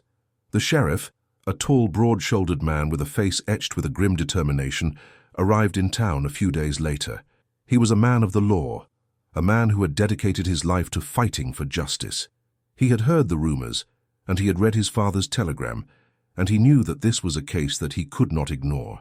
He found Sarah in the doctor's office, her face a mask of exhaustion and despair. He looked at her, at the quiet strength in her eyes, and he knew that she was the key.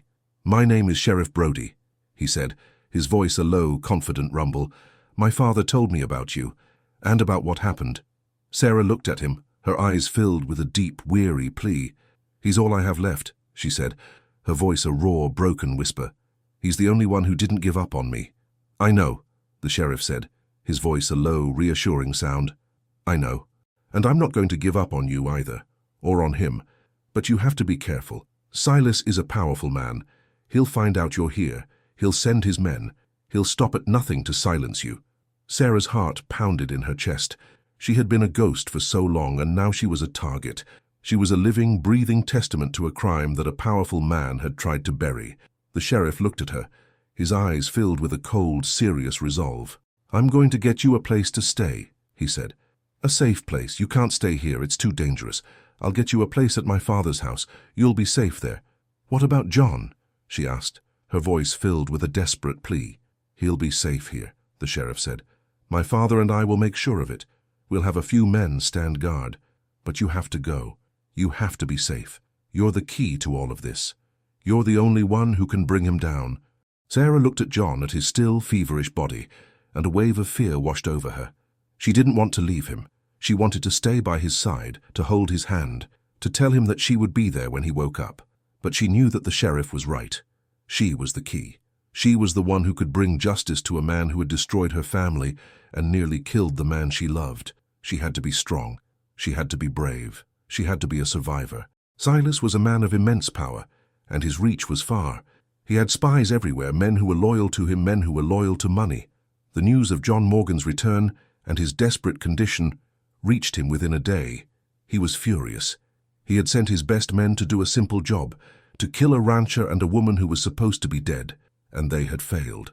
He sat in his office, a large, ornate room filled with expensive furniture, and a large map of the territory on his wall. He looked at the map, at the small, insignificant mark that was John Morgan's ranch, and a cold, calculating fury filled his eyes. He had been a fool. He had underestimated them. He had underestimated the strength of a man who had nothing left to lose, and the fierce determination of a woman who had found a new reason to live. He called his most trusted men, a small, ruthless group who had never failed him before. "I want her," he said, his voice a low, menacing growl, "and I want him dead. I don't care what you have to do. I don't care who you have to kill. I want them both now."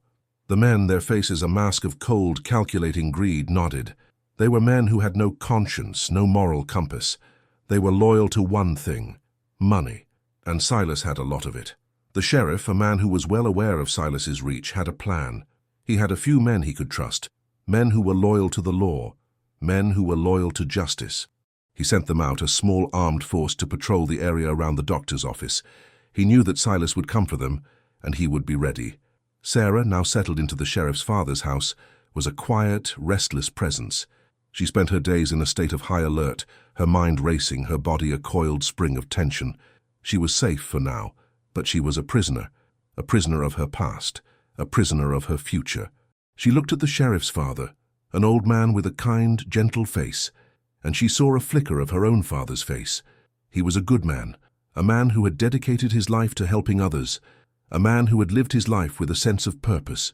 He was a stark contrast to Silas, a man who had dedicated his life to taking, to destroying. "He's a good man, isn't he?" she said, her voice a low, sad whisper. "John, he's the best of us," the old man said, his voice a low, reassuring sound. He lost everything, but he didn't give up. He's a fighter. Sarah looked out the window at the quiet, peaceful town, and she knew that the peace was a fragile, temporary thing. Silas was coming. He was a force of nature, a man who would stop at nothing to get what he wanted. She was a living testament to his cruelty, and she knew that he would not rest until she was dead. She had to be ready. She had to be strong. She had to be a fighter. She had to be the person that John believed she could be. She had to fight for him, for their future, for a life that was worth living. The web of deceit was closing in, and she was a small, fragile spider caught in the middle of it. But she wasn't going to give up. She was going to fight. She was going to win. The town was a powder keg, a place of quiet tension. Everyone knew that Silas was coming. They had heard the rumors, the whispers, the threats, but no one knew when. The silence was a palpable thing, a heavy, suffocating weight that hung in the air. The townsfolk were a collection of nervous faces, their eyes darting to and from the streets, their bodies a coiled spring of tension. They were all waiting for the storm to hit. Sarah spent her days in the sheriff's father's house, a quiet, restless presence. She spent her nights with her rifle in her lap, her eyes on the window, her mind a single, unwavering focus. She was not a victim anymore. She was a survivor. She was a woman who had found a new kind of strength in a world of violence and fear. The sheriff, a man of action, was a quiet, constant presence. He was a man who had dedicated his life to fighting for justice, and he was not going to give up. He was a quiet, steady force in a world of chaos. He was a man who believed in the law, a man who believed in right and wrong. He was a good man, a man who was fighting for a cause that was bigger than himself. He came to see her every day, bringing her news of John's slow, agonizing recovery. The fever was breaking. His body was healing, but the road to recovery was a long one. "He's a strong man," the sheriff said, his voice a low, reassuring sound. "He'll make it."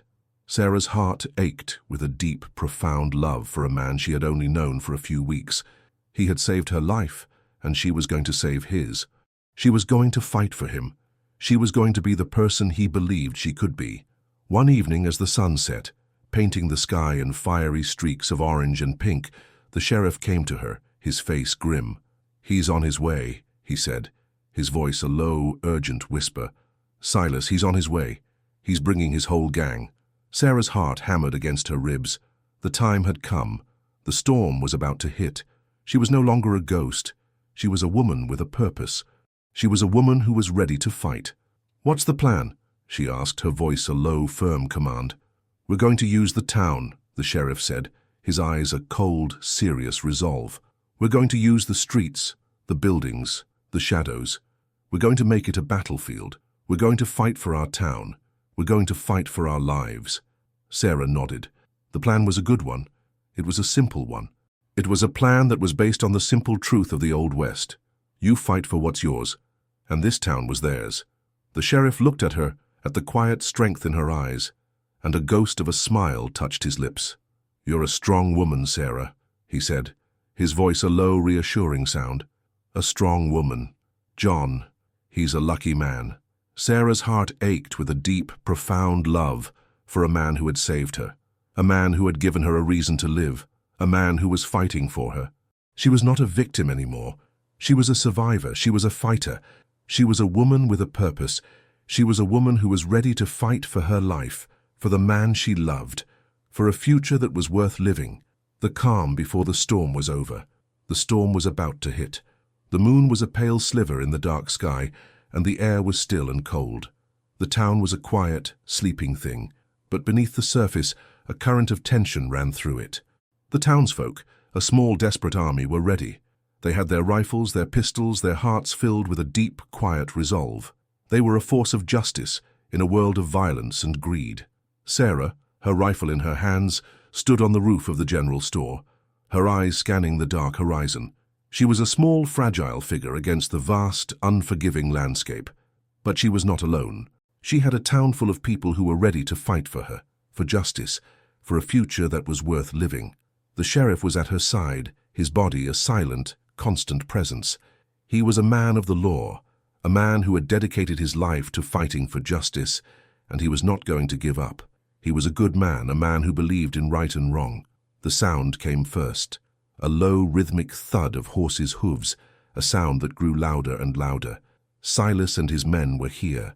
They were a dark, menacing mass against the horizon, a force of violence and destruction. "Ready," the sheriff whispered, his voice a low, urgent command. The outlaws emerged from the darkness, a large, intimidating force. They were a force of violence, a force of greed, a force that had been unleashed on a small, insignificant town. They were not expecting a fight. They were expecting a surrender, but they were wrong. The sheriff gave a signal, and the first shot rang out, a sharp report that was immediately followed by another and another. The townsfolk, a small, unofficial army, had opened fire. The outlaws, surprised and confused, scattered, their horses whinnying in panic. The town became a battlefield, a place of chaos and violence. The shots rang out, the sounds of horses' hooves and men's shouts filling the air. The townsfolk, a small, desperate army, fought with a fierce determination, their bodies a blur of motion. They were not soldiers, but they were fighters. They were fighting for their lives. Sarah, from her perch on the roof, was a silent, lethal force. She was a marksman, a woman who had learned to shoot with a steady hand. She took out a few of the outlaws, her shots a series of small, lethal whispers in the dark. She was a ghost, a woman who had been a victim for so long, and now she was a hunter. Silas, watching from a distance, was furious. He had underestimated them. He had underestimated the town, the people, the woman. He had expected an easy victory, a simple show of force. But he was wrong. He had walked into a trap that was set by a small, insignificant town and a woman who was supposed to be dead. "He's getting angry," the sheriff whispered, his eyes on the figure of Silas, who was bellowing orders at his men. "He'll send more. He'll get angrier." The fight continued, a brutal, chaotic blur. The townsfolk fought with a quiet, fierce determination, their bodies a testament to their resolve. They were fighting for their lives, for their homes, for a future that was worth living. They were a small, insignificant town, but they were a force of nature, a force of justice. They were a force of defiance. The fight raged on, a brutal, chaotic blur of gunshots and shouts. The townsfolk, a small, desperate army, fought with a fierce determination, their bodies a testament to their resolve. They were fighting for their lives, for their homes, for a future that was worth living. They were a small, insignificant town, but they were a force of nature, a force of justice. Sarah, a ghost in the darkness, was a silent, lethal force. She was a hunter, a woman who had learned to shoot with a steady hand. She was a woman who had found a new kind of strength in a world of violence and fear. She was fighting for her life, for the man she loved, for a future that was worth living. Silas, watching from a distance, was a man consumed by a cold, calculating fury.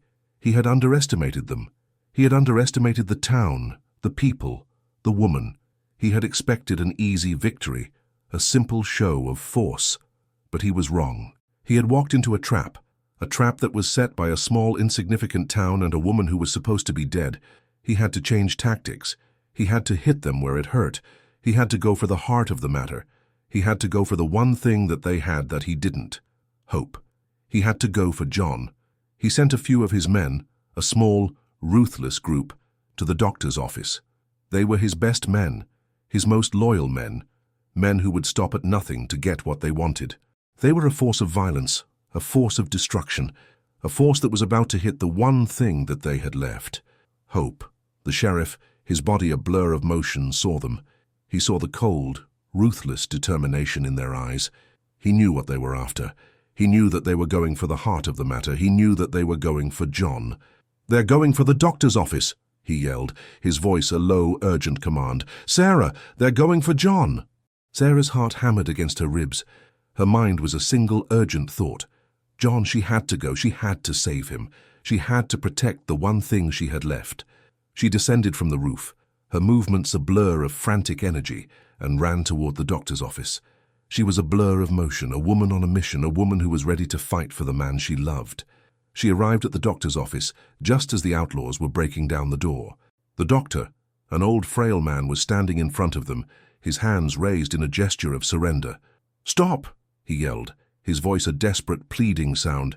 "He's just a sick man. He's not a threat." The outlaws laughed, a cold, cruel sound that filled the air. "He's a threat to the boss," one of them said. his voice a low, menacing growl. "And that makes him a threat to us." They pushed the old man aside and entered the office, their guns held high. John lay in the bed, a still, feverish figure, his eyes closed. He was a ghost, a man who had lost everything, a man who was fighting for his life. Sarah, her rifle in her hands, entered the office, her body a coiled spring of tension. "Get out!" she yelled, her voice a raw, fierce sound. "Get out of here!" The outlaws turned, their faces a mask of surprise and shock. They had not expected her. They had not expected a woman to stand up to them. They had not expected a ghost to come back to life. The outlaws, their faces a mask of surprise, turned to face her, their guns held high. They had not expected her. They had not expected a woman to stand up to them. They had not expected a ghost to come back to life. "Well, well, well," one of them said, his voice a low, mocking growl. "Look what the cat dragged in." Sarah's heart hammered against her ribs, but her hands were steady. She was no longer a victim. She was a fighter. She was fighting for her life, for the man she loved, for a future that was worth living. "Get out," she said, her voice a low, fierce command. "Get out of here now." The outlaws laughed, a cold, cruel sound that filled the air. "We're not going anywhere, little lady," one of them said, his voice a low, menacing growl. "The boss wants him dead, and he wants you with him." Sarah didn't hesitate. She fired, her shots a series of small, lethal whispers in the dark. She took out the first outlaw, his body a crumpled heap on the floor, his gun falling from his hands. The second outlaw, surprised and enraged, fired back, his shots a series of loud, jarring sounds in the quiet of the office. Sarah, a blur of motion, ducked behind a table, her body a coiled spring of tension. She was out of options, and she was out of time. She was a woman who was fighting a desperate final stand. The outlaw, a large, menacing figure, moved in, his gun held high. He was confident. He was a man who had never been defeated. He was a man who believed in his own power. But he was wrong. Sarah, in a flash of pure, adrenaline-fueled rage, emerged from behind the table, her pistol in her hands. She fired, her shots a series of loud, jarring sounds in the quiet of the office. She took out the outlaw, his body a crumpled heap on the floor, his gun falling from his hands. She stood there, her body a trembling mess of exhaustion and adrenaline, her heart pounding in her chest. She had done it. She had saved him. She had saved the man who had saved her.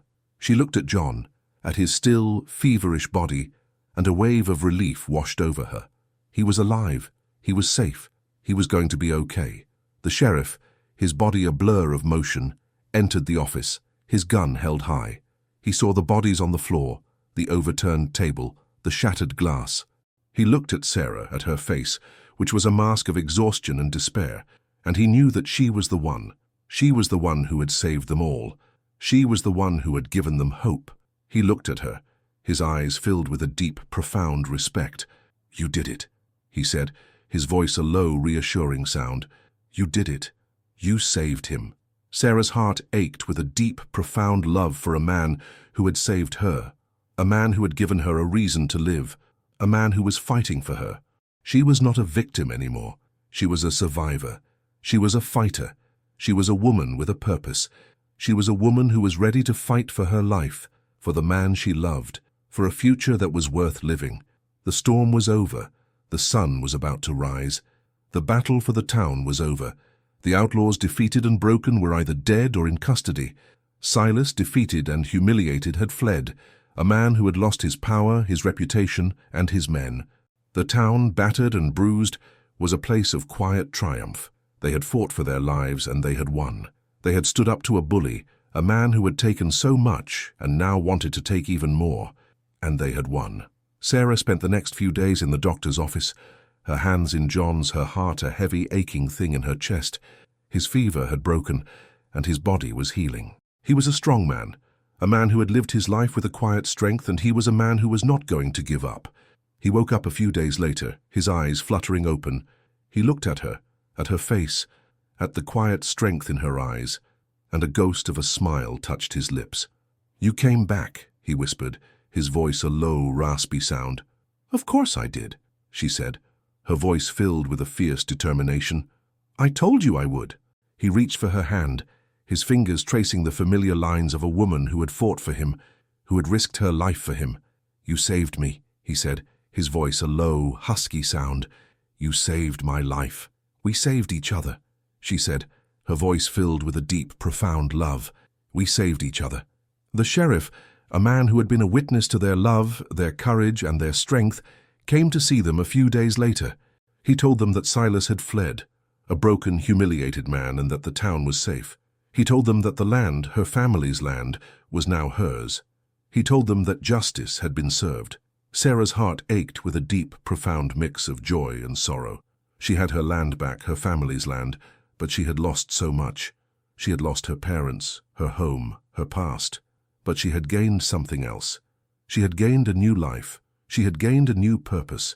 She had gained a new kind of love. She looked at John, at his face, at the quiet strength in his eyes, and she knew that she was a lucky woman. She had been a ghost, a victim, a woman with no past and no future, but he had found her and given her a reason to live, a purpose, a new kind of strength. He had given her a reason to fight. He had given her a reason to live. The sun rose, a warm, golden light that filled the room. The town was alive, a place of quiet triumph, a place of hope. The storm was over. The sun was about to rise. A new day was about to begin. The sun rose, a warm golden light that filled the town with a sense of quiet hope. The last vestiges of the battle were being cleared away. The townsfolk, battered and bruised, but filled with a new kind of strength, were working together, their movements a testament to their unity. They had fought for their lives, for their homes, for their future, and they had won. Silas, a man who had built his empire on fear and violence, was a broken, humiliated man, his power gone, his men scattered to the winds. Sarah and John, now recovering in the doctor's office, were a quiet, peaceful presence in the midst of the town's rebuilding. John's wounds were healing, the fever had broken, and his body was slowly but surely regaining its strength. He lay in bed, his hand in Sarah's, his eyes filled with a profound sense of gratitude and love. He had lost everything once, but he had found something new, something more profound than land or wealth. He had found a reason to live, a reason to fight, a reason to love. The town, in its collective gratitude, had come to see them. They brought them food, warm blankets, and words of thanks. They were no longer strangers.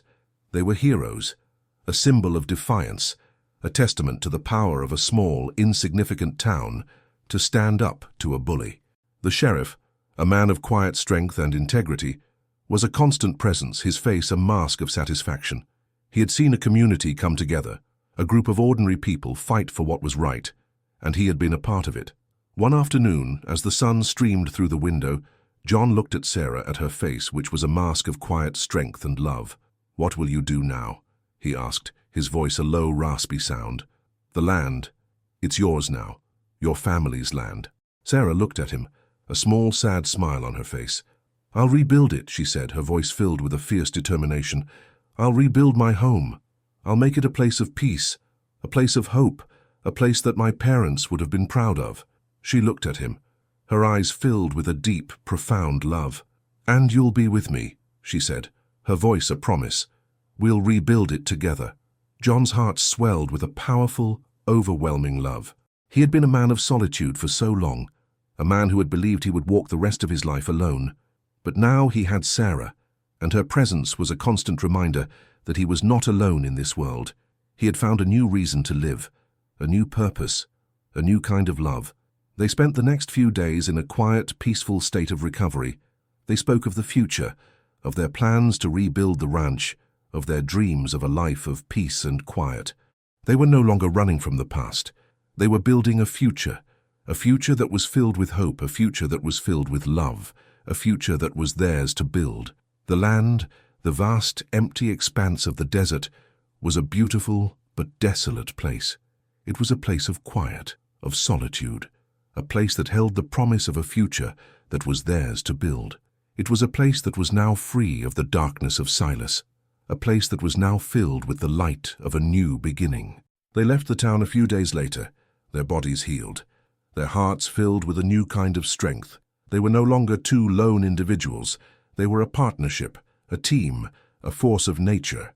They rode toward their home, their hearts filled with a sense of purpose, a sense of hope, a sense of a new beginning. The road ahead was long, but they were not afraid. They were together, and together they could face anything. The return to the ranch was a journey of both sorrow and hope. As they rode, the familiar landmarks, the twisted juniper trees, the sun-bleached rocks, the distant hazy mountains, brought a wave of memories back to Sarah. She saw her father's face etched with a quiet dignity as he worked the land. She heard her mother's laughter, a sound that filled the air like a melody. The land was a living, breathing thing, a place that held the ghosts of her past, but also the promise of a future. They arrived at the ranch, a place of silent, charred ruins. The house was a skeletal frame of blackened timbers, the barn a pile of smouldering ash. It was a heartbreaking sight, a tangible reminder of the violence and destruction that had consumed their lives. Sarah's heart ached with a deep, profound sadness, a sorrow for the home she had lost, the family she had lost. But as she stood there looking at the ruins, she felt a new kind of strength, a fierce determination that filled her body with a new kind of purpose. "We'll rebuild it," she said, her voice a low, firm command. "We'll build it bigger and stronger than before." John stood beside her, his hand in hers, his heart filled with a deep, profound love for a woman who had lost everything but had not given up. He had seen her at her most vulnerable, a broken amnesiac victim with a scarred body and a traumatized mind. But he had also seen her at her strongest, a fierce, determined fighter who had saved his life. He had seen her at her most beautiful, a woman who had found a new kind of strength, a new kind of purpose. They spent the next few months in a state of quiet, constant labor. They worked from sun-up to sundown, their bodies aching, their hands raw and bruised. They cleared the wreckage, they cut new timbers, they laid a new foundation. They were a team, a partnership, a force of nature. They spoke of their dreams, of a future that was theirs to build. The townsfolk, in a show of collective gratitude, came to help. They brought them supplies, food, and manpower. They were no longer a small, insignificant town. They were a community, a group of people who had found a new kind of strength in their collective defiance. They were a force of justice, a force of hope, a force of a new beginning. The ranch, once a place of silent grief and solitude, was now a place of laughter, of hard work, of shared purpose. They rebuilt the house, a humble but solid structure of timber and stone. They rebuilt the barn, a sturdy new building that was a testament to their resolve. They rebuilt their lives, a life that was filled with hope, a life that was filled with love, a life that was theirs to build. As the months passed, the ranch became a testament to their strength, to their love, to their resolve. The charred wreckage was gone, replaced by a new, beautiful home. The silence was gone, replaced by the sound of laughter, of hard work, of a life that was now filled with purpose. The past was not forgotten, but it was a part of them, a part of their story, a part of the foundation of their new life. One evening, as the sun set, painting the sky in fiery streaks of orange and pink, they sat on the porch, a quiet, peaceful moment. They looked at the ranch, at the fields, at the mountains in the distance. The land was beautiful, and it was theirs. It was a place of quiet, of solitude, a place that was now filled with the light of a new beginning. It was a place that was now filled with the promise of the land. The years passed, and the ranch, once a place of silent, charred ruins, was now a thriving, prosperous home. The fields, once empty and desolate, were now filled with the bounty of a new harvest. The cattle, once scattered and lost, were now a vast, healthy herd. The ranch was a testament to their strength, to their love, to their resolve. Sarah and John, now older, their faces etched with the lines of a life well lived, were a constant presence. They were no longer just a rancher and a woman he had saved. They were partners, a team, a force of nature. Their love, a love that had been forged in the fire of their shared experience, was a deep, quiet, and powerful thing. It was a love that was a testament to the fact that even in the darkest of times, hope could be found, and a new life could be built. They had a son, a boy with John's strong, determined eyes and Sarah's fierce, quiet strength. They named him Daniel, a name that was a testament to the hope that had been born from their shared past. He was a symbol of their love, a symbol of their future, a symbol of the life that they had built. The town, once a place of quiet tension, was now a thriving, prosperous community. The townsfolk, a force of justice and hope, had built a new life for themselves. They were a community, a group of people who had found a new kind of strength in their collective defiance. They were a force of nature, a force of justice, a force of hope. The legend of the rich rancher and the woman he saved, a woman who had given him a reason to live, was a story that was told for generations. It was a story of hope, a story of love, a story of a woman who had lost everything but had found a new kind of strength. It was a story of a man who had lost everything but had found a new reason to live. It was a story that was a testament to the fact that even in the darkest of times a new life could be built, a new love could be found, and a new future could be created. They sat on the porch, their hands in each other's, watching their son play with their dog, a scruffy terrier mix named Scamp. The sun was setting, painting the sky in fiery streaks of orange and pink. The land was beautiful, and it was theirs. It was a place of quiet, of solitude, a place that was now filled with the light of a new beginning. It was a place that was now filled with the promise of a future. Sarah looked at John, her eyes filled with a deep, profound love. "You know," she said, her voice a low, happy whisper, "I told you you would regret seeing me, but I was wrong." John looked at her, a ghost of a smile on his face. "You were right," he said, his voice a low, husky sound. "I would have regretted not seeing you. I would have regretted not saving you. I would have regretted not loving you." The words were a powerful confession, a testament to the transformative power of their love. They were no longer a rancher and a woman he had saved. They were a partnership, a team, a force of nature.